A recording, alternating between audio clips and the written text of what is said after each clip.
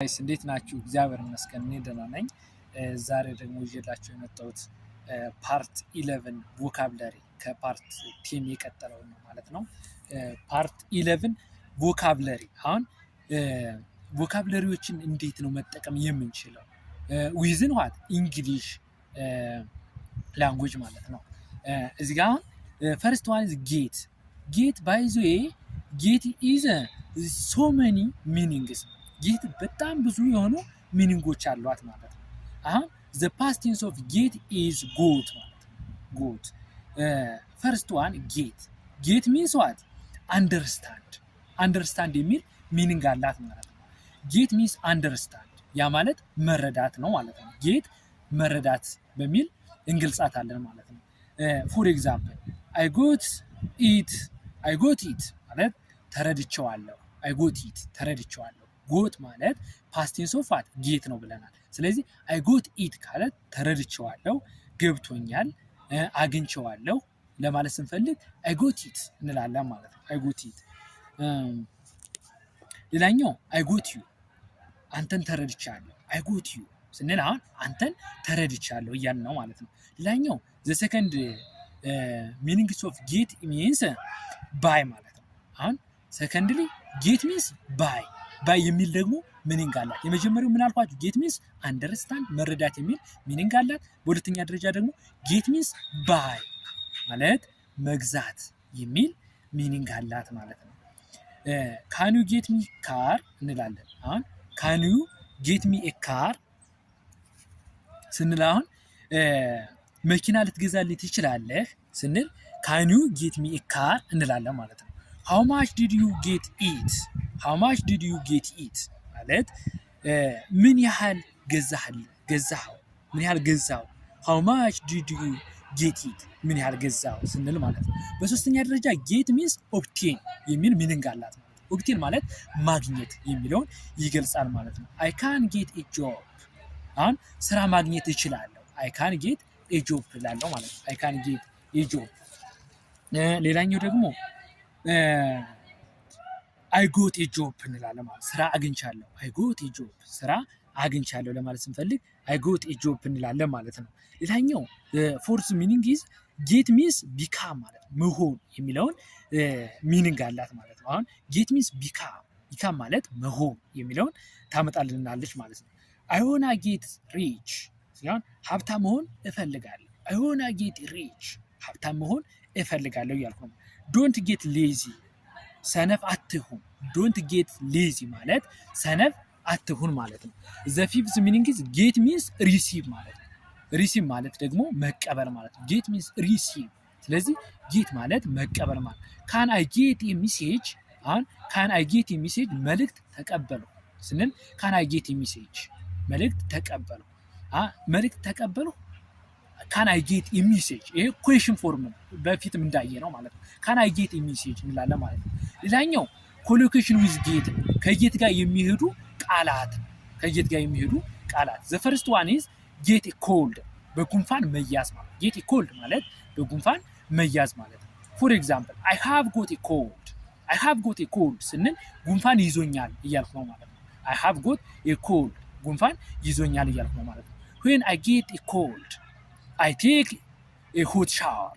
እዚህ ጋር ጉንፋን በሚይዘኝ ጊዜ ሙቅ ሻወር እወስዳለሁ እያልኩ ነው ማለት ነው። ዌን አይ ጌት ኤ ኮልድ አይ ቴክ ኤ ሆት ሻወር፣ ጉንፋን በሚይዘኝ ጊዜ ሙቅ ሻወር እወስዳለሁ እያልኩ ነው ማለት ነው። ዘ ፓስት ቴንስ ኦፍ ጌት ሚንስ ጎት ነው ብለናል። ይህ ቅድምም ነግሬያቸዋለሁ ማለት ነው። ሰከንድ ዋን ኦፍ ኮሎኬሽን ዊዝ ጌት ኢዝ ጌት ኮልድ ማለት ነው። ቅድም ጌት ኤ ኮልድ ነው፣ አሁን ግን ጌት ኮልድ ነው። ጌት ኮልድ ዲፈረንስ ቢትዊን ዘቱ ማለት ነው። በሁለቱ ምን አለ? ልዩነት አለ ማለት ነው።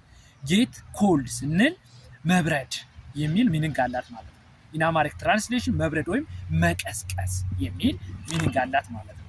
ፎር ኤግዛምፕል ኢትስ ጌቲንግ ኮልድ፣ ኢትስ ጌቲንግ ኮልድ እየቀዘቀዘ ነው ስንል ማለት ኢትስ ጌቲንግ ኮልድ እንላለን ማለት። ኢትስ ጌቲንግ ኮልድ እየቀዘቀዘ ነው። አም ጌቲንግ ኮልድ እየበረደኝ ነው ስንል አም ጌቲንግ ኮልድ እንላለን ማለት ነው። third one is the third one of collocation with get means get changed ጌት ቼንጅድ ልብስ መቀየር የሚል ሚኒንግ አለው ማለት ነው። ጌት ቼንጅድ ማለት ልብስ መቀየር ማለት ነው። ሌት ሚ ጌት ቼንጅድ ማይ ክሎዝ እንላለን።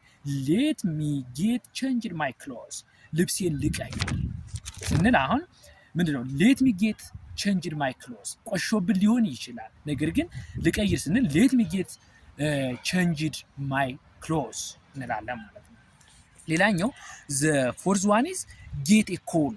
ጌት ኤ ኮል ማለት ጥሪ መቀበል ማለት ነው።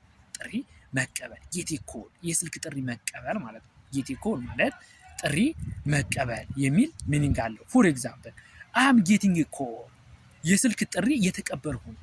አም ጌቲንግ ኤ ኮል ማለት የስልክ ጥሪ እየተቀበልኩ ነው ማለት ነው። አም ጌቲንግ ፍሮም ዘ ማናጀር ከማናጀሩ ስልክ እየተደወለልኝ ነው። አም ጌቲንግ ፍሮም ዘ ማናጀር አም ጌቲንግ ፍሮም ዘ ማናጀር ከማናጀሩ ወይም ካለቃዬ ስልክ እየተደወለልኝ ነው እያልኩ ነው ማለት ነው። ሌላኛው ደግሞ ዛዘር ዋን ኢዝ አም ጌቲንግ ኤ ኮል ፍሮም ማይ ቦስ። አሁን አም ጌቲንግ ኤ ኮል ፍሮም ማይ ቦስ ማለት ካለቃዬ ስልክ እየተደወለልኝ ነው እያልኩ አም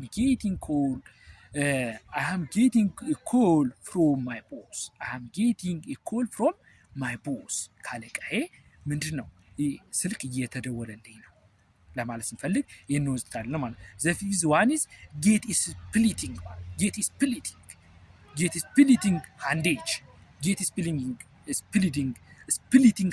ሃንዴጅ ጌት ስፕሊቲንግ ሃንዴጅ ያ ማለት ራስ የሚሰነጥቅ ራስ ምታት ማለት ነው። ራስ የሚሰነጥቅ ራስ ምታት አሁን ራስ የሚሰነጥቅ የራስ ምታት ማለት ነው። አሁን ጌት ስሊፒንግ ሃንዴጅ ይባላል ማለት ነው። አይ ጌት ስሊፒንግ አይ ጌት ስፕሊቲንግ ነው። አሁን እዚህ ጋር አይ ጌት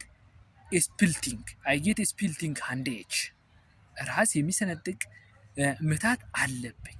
ራስ የሚሰነጥቅ ምታት አለብኝ። አይ ጎት ስፕሊቲንግ ሃንዴጅ ራስ ስንጥቅ የሚያደርግ ራስ ምታት ይዞኝ ነበረ ስንል ነው። አሁን ጎት የሚለው ምንድን ነው? ፓስት የሚለውን ስለሚገልጽልን ማለት ነው። ዘ ሲክስ ዋን ኢዝ ጌት ማሪድ ወይም ማግባት ማለት ነው። ጌት ማሪድ ማለት ማግባት። I have to get married ማግባት ይኖርብኛል ስንል I have to get married ማግባት ይኖርብኛል እያልኩ ነው ማለት ነው። You have to get married አንተ ማግባት ይኖርብሃል እያልኩት ነው ማለት ነው። I got married